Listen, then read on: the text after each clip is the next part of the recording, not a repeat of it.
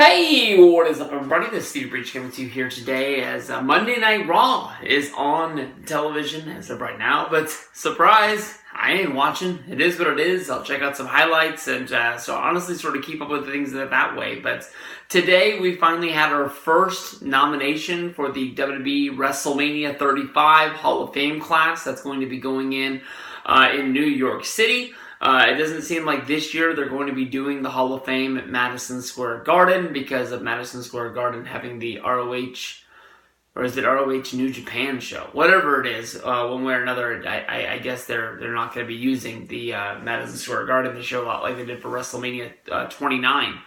I had sort of been thinking that they were a little bit behind on the fact that they hadn't named any WWE Hall of Famers. As of this time last year, WWE had already named 4 names to the Hall of Fame. The Hall of Fame in the past few years, honestly, since WrestleMania 31, has lost a lot of its appeal. Honestly, to me, WrestleMania 31, we did show up and go to the Hall of Fame, but we left early to go to the WrestleCon Super Show, the actual wrestling show, and I had no regrets. And the next year, we didn't even go to the Hall of Fame. We just ended up going to the Super Show instead. I've missed a few Hall of Famers go in. I've said to myself, I'll watch their speech on the WWE Network, and I've never gone back and checked it out. I haven't watched a WrestleMania Hall of Fame since WrestleMania 31 when we walked out after Larry Zbyszko's speech. And I honestly don't feel like I've really missed anything. Every once in a while, I go back and watch The Rock's inductions from WrestleMania 24.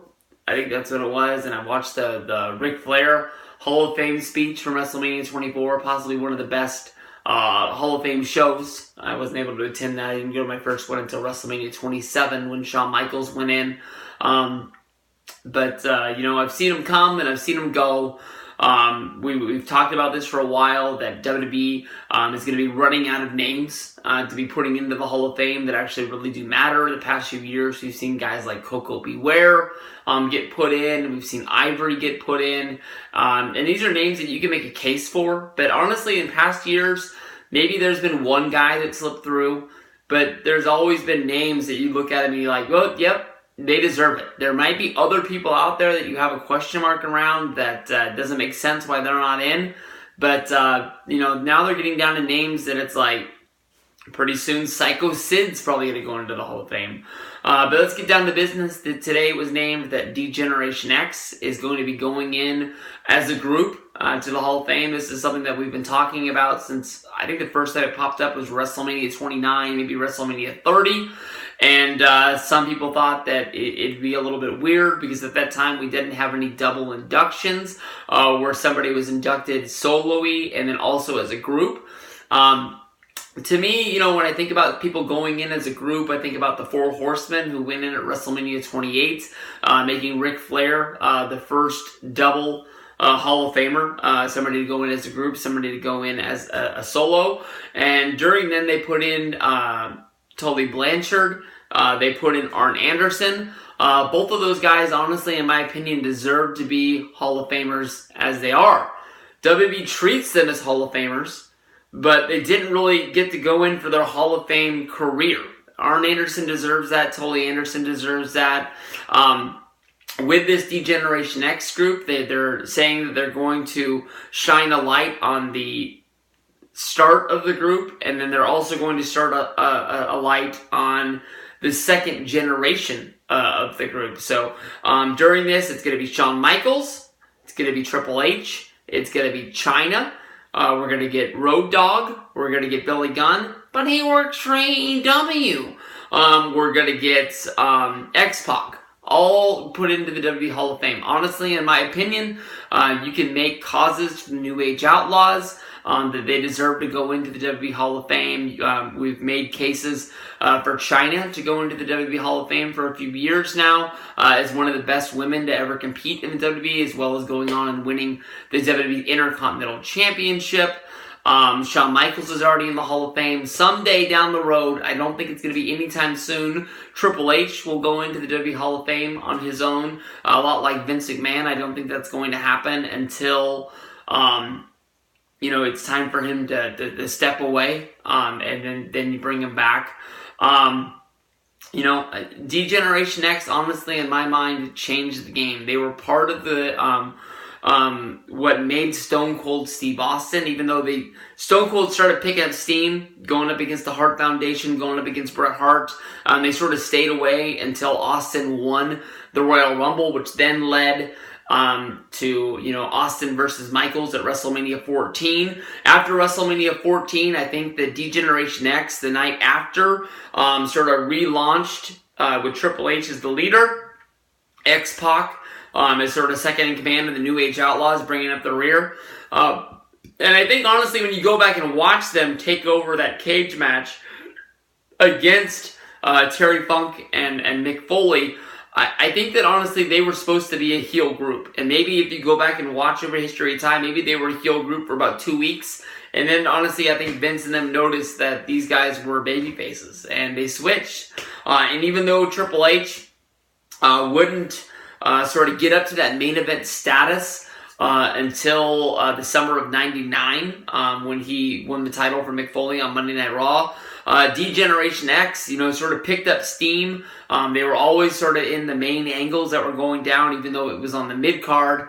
D-Generation X going up against the Nation of Domination, led by The Rock, who was pushing himself towards taking over the group from Farouk, and then him moving up to the main event. It happened for him faster than it did for Triple H. But everybody got there. And you look at Triple H, one of the biggest rivalries he's ever had is with The Rock, and it ties all into that DX versus New Age Outlaws group. DX versus Nation of Domination group that was led by them. So with this, it's going to be cool to see the Outlaws going to go in. X-Pac is the guy that, honestly, I think is benefiting off this pretty huge. I'm not 100% sure if X-Pac would have gone into the WWE Hall of Fame with his career, although, he did do a lot of fun things with Razor Ramon as the 1-2-3 Kid, and kicked off Monday Night Raw being must-view television, because I think that, honestly, when Monday Night Raw started, you had the Mr. Perfect versus Ric Flair loser leaves town match. You had X-Pac, it would be the 1-2-3 Kid against Razor Ramon. That's possibly like the first biggest moment that ever happened that sort of made Raw not really like Superstars, where it was must watch. It wasn't just jobber match. Every once in a while, something was going to happen that was going to mean something to a pay-per-view, and it moved Raw into being the A show for the company. I'm pumped for this. Honestly, if I'm sitting at home and there's nothing on, I can't remember if I can't remember if the Hall of Fame is on Thursday or if it's on Saturday. Last year I watched the Hall of Fame ceremony, and I had a lot of fun sitting there watch. I think last year was the Dudleys and Goldberg, going in, and it was pretty fun.